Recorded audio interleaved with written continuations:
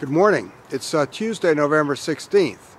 Our top story this morning is a letter written by a wide swath of the New England fishing fleet to all members of Congress, telling them not to destabilize the industry with consideration of what they call dangerous proposals. They say that what's happened is that the media has been amplifying some of the problems about the New England fishery management and the catch share and sector program. But now if Congress listened to this without considering the alternatives, disaster would ensue. For example, Congress is considering various proposals that would cut off all funding for catch share programs, that would require catch share programs to be rescinded if 15% of the employment in a given sector were to decline year over year.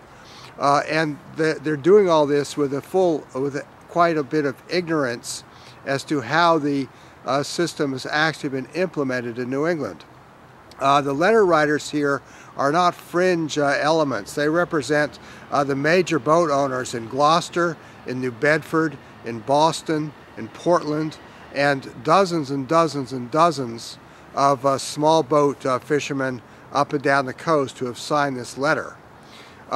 They make a point that the hardships and so forth that came about through the New England Fish Management in 2010 were largely the result of stock cutbacks and reductions in quotas, which would have been true no matter what management system was in place.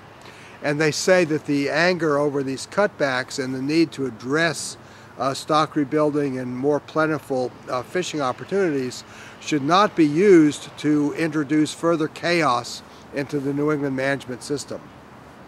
The number of people writing this was really impressive, from Carlos Rafael in New Bedford to Chris Brown in Rhode Island, and the distance and the sort of diversity of the fleets represented by these two harvester groups and the hundreds that are in between are truly remarkable.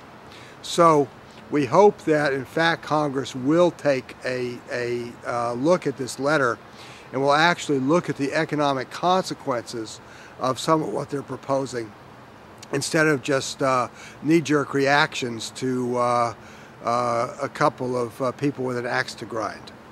In Lexington, Mass., this is John Sackton.